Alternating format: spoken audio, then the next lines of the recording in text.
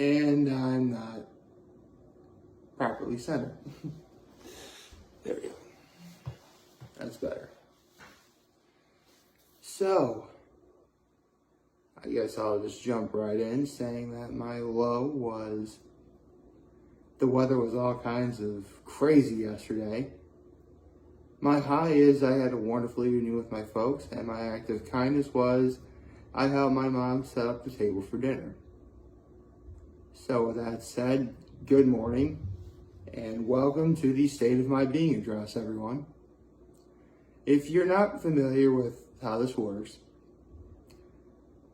the State of My Being address is something I do every 100 days, where I feel it's been a modestly long enough time where I feel as if I can,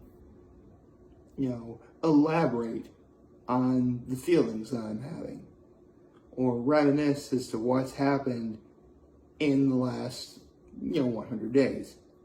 And I chose 100 because I wanted to have it be significant, but not so significant that I only have it after a really long period of time. Like, honestly, even 6 months would be too long. But 100 days, just over 3 months, it's perfect. Just the right amount. And since I started doing this on day 400, it's been a tradition that I do this. And so, having been 1,200 days later, that tradition won't be changing anytime soon. So where do I even begin? Well, first, I'd like to be honest and say, going into these 100 days, I didn't really know what to think.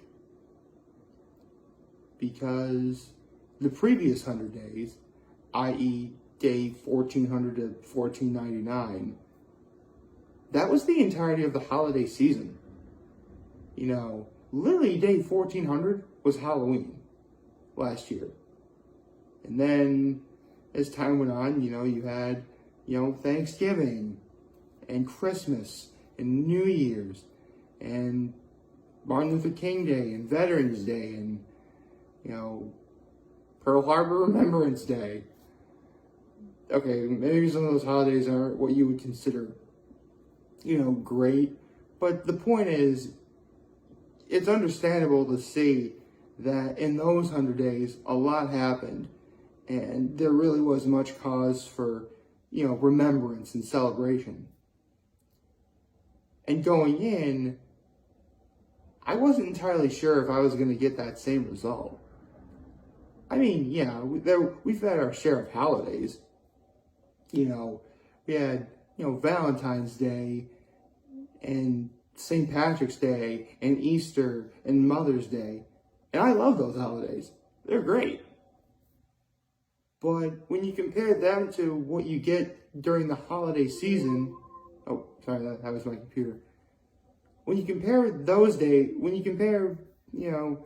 these past 100 days with the previous one, in terms of what holidays went by during them, it's easy to see why a lot of people would gravitate and remember more of the of the former, the Halloween, Thanksgiving, Christmas, New Year's, etc. I mean, some people don't even celebrate Easter.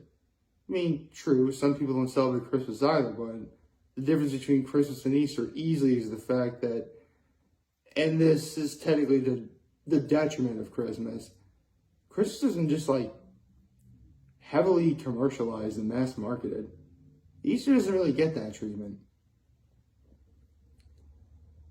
But was that to say that these last 100 days were bad? No. In fact, I have to say that upon further inspection, these 100 days, from day 1500 to yesterday, might have been better than the previous 100 days. In fact, I can almost make a case that was the greatest set of 100 days I think I've ever, paid attention to. I mean, yeah, we had Valentine's Day and St. Patrick's Day and Easter and Mother's Day. But that's only maybe about 25% of the equation. The rest was everything else that happened. And trust me, there was a lot that happened. Hot Ones had finished season 17.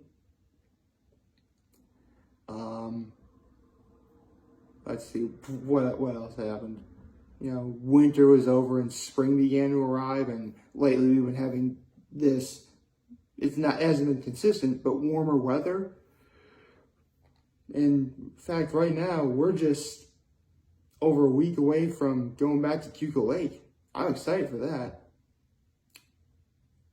But I would have to point out that the two biggest things that had happened up until a couple of days ago would have to be one of the first videos I did this last April. And, well, I'll get to the other one in a minute. Actually, technically both of these instances took place in April, but let's start with the first one. And that is when I finally came clean about what my thoughts on the month of April are overall. If you're new to watching me, then you probably don't know this, but when I was little, I was misdiagnosed to being on the autism spectrum. And it was that very thing that ultimately made me contemplate and want to commit suicide. Only to find out that I was misdiagnosed years later. And by years later, I mean it was only last summer when it was discovered. And the month of April always bothered me because, especially because I did talk about how my parents did put me in special ed. Literally throughout my entire life up until I was a senior in high school, I had no idea there was such a thing as Autism Awareness Month. Hence what the month of April is. When I finally got out of special ed, that's when I finally, learned about it. And I kept telling myself, there's no escape from this. It really did add on to how depressed I should have felt then. And it ruined the month of April for me for well over a decade. So from 2008 till actually just this last April. This last April was the first April I felt like I could really enjoy after, 13 years. And it was great. And because of that, I was really able to focus on the important things that mattered. With the weather getting better, I was able to prioritize being with my nephews a lot more. I finally got to get nice and dressed up to go out for, an Easter brunch. That was wonderful. At the Hilltop Inn. That was my first time at the Hilltop Inn, by the way. And I highly recommend you go, if anyone hasn't gone already. And then there was the big thing that happened at the end of the month. And that was the fact that I had become a godparent to my youngest nephew. Now, unfortunately with the media, what defines a godparent really has been commercialized into thinking it's all about, the prestige. But,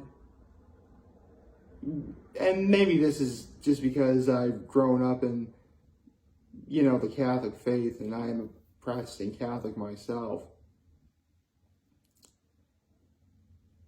If you think being a godparent is all about prestige, then you don't get what the importance behind it is at all. My brother and his wife easily could have chosen, other people to be, the godparent to, their youngest son, the one who I'm the godparent of. And they didn't. They chose me to do it. And I also want to make one thing abundantly clear. Just because I'm a godparent to one of those 3 children, that doesn't make me love them any less. I believe it was Will Smith that said, I'll meet death before, I'll let them meet harm. And that's true. I would legitimately meet with death before I let any harm come to my 3 nephews. Or really, I should say any children, if you're a small child who's in trouble, yeah, I'm going to risk my life to save that child. Are you kidding me? I don't want a child to get hurt. That'd be horrible. I'd sacrifice my life for a child, man. Are you kidding me? I'm a nice guy like that. That's how it works. But, I became a godparent. My brother calls me and tells me, listen, we want you to be, our youngest son's godfather. And, I said, oh, I'm touched. Thank you. I'll be happy to. And, we joked a little bit saying, what I gotta do, what's going on, etc. Just show up and be there. Which, by all accounts, technically I did. But I don't think I could ever really express enough just how important I feel it is. Because it all goes back to, my youth and how I also suffer from, depression. By the end of 2018, I was legitimately ready to, just exist in the here and now. I may never know what happiness is, but that's fine. Just because I don't know what happiness is doesn't mean I can't be a good person or a decent person. And I may never be happy, but I'm pretty sure I can be content. I may have some mixed feelings about my mother and my father at this time, but,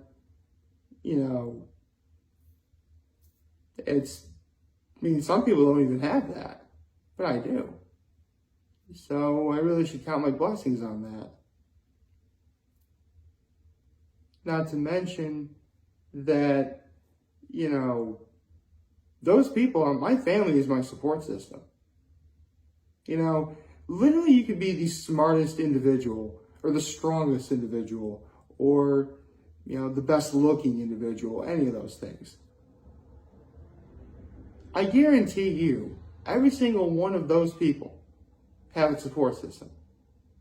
It may not necessarily be family related. Maybe it could be some friends or maybe someone they look up to or whoever.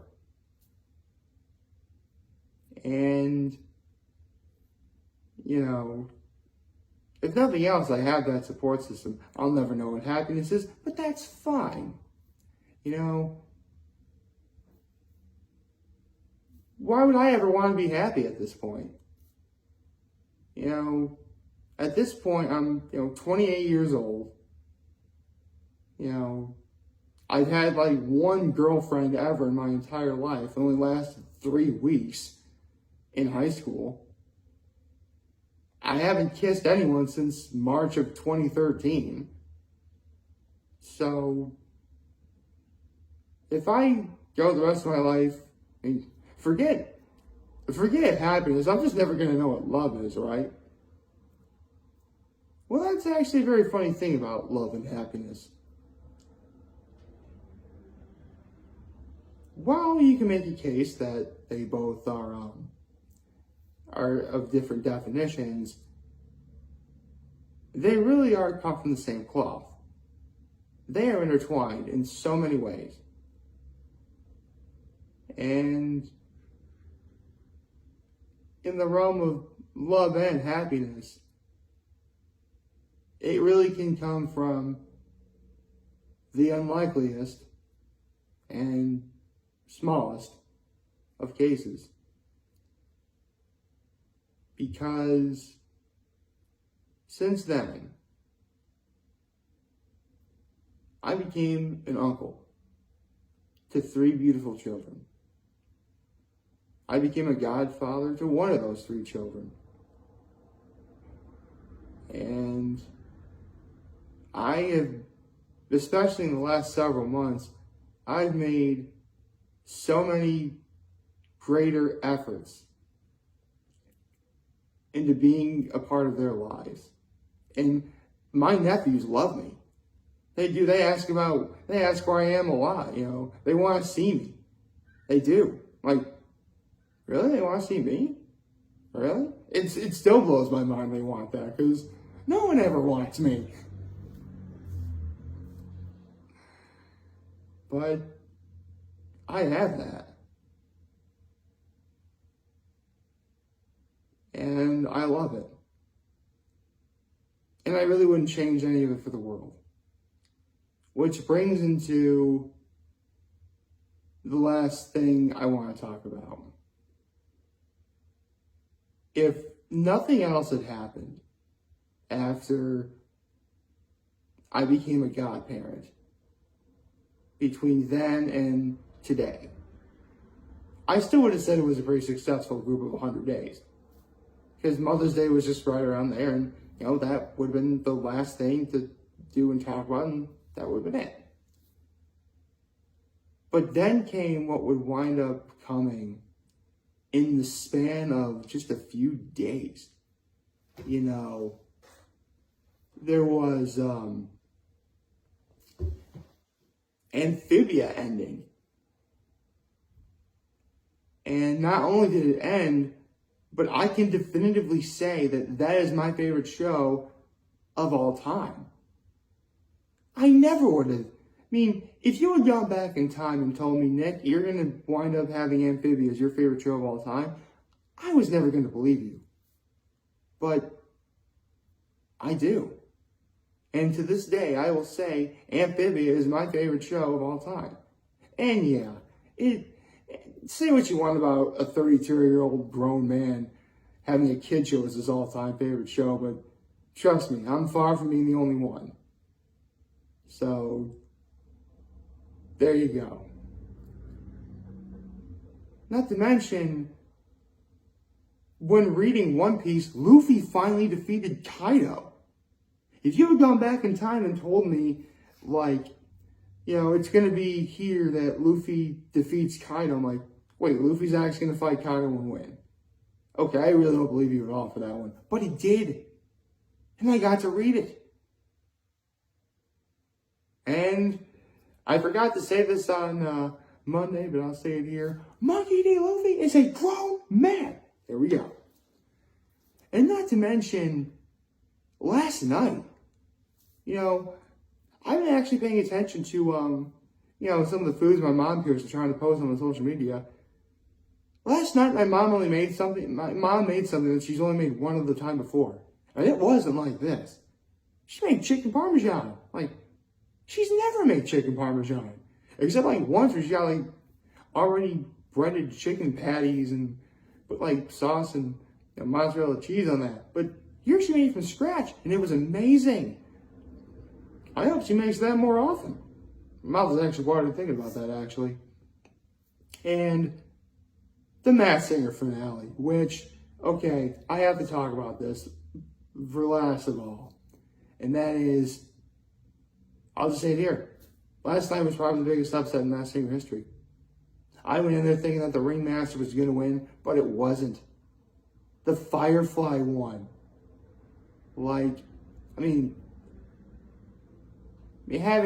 Having a song by Robin Thicke, who's literally one of the judges, as your final song and your way to prove that you deserve to win, yeah, that did it for you. So I have to say, congratulations, Tiana Taylor. You genuinely surprised me. And I really could not have thought of a better way to end these previous 100 days than with the Masked Singer finale. And keep in mind, when I first started making videos, I never thought I would ever do something like the State of My Being address. Much less I'd ever be able to point out what would happen, on this day or this day, Up until I learn of what's to come or, what already happened, a day is just another number to me. I'm not saying that's bad. Not at all. Because every day has the potential to be good if you really have an open mind for it. But there's no way you can plan for stuff like this. There's no way that within these, going into these 100 days, I knew that I'd have Valentine's Day, where I would talk about how for the 32nd year in a row I'd be single. I would talk about St. Patrick's Day, where you guys know me, I'm Irish, I love the color green, I love the month of March. Easter's one of my all-time favorite holidays. And, Mother's Day, I love my mom. Of course I'll do everything I can to celebrate my mom. But becoming a godparent? Proclaiming now Amphibia as my all-time favorite show after its finale? Luffy defeating Kaido in One Piece? The Masked Singer finale? I couldn't have predicted any of those. But that's okay. I didn't need to predict any of those. Everything just happened to fall into place. And I really wouldn't change it for the world. But however, that does remind me.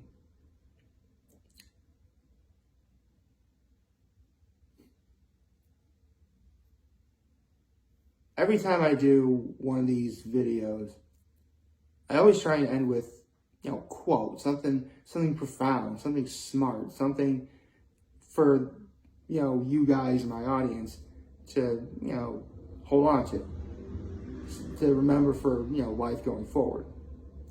Be something uplifting or, whatever. I had given this some thought, and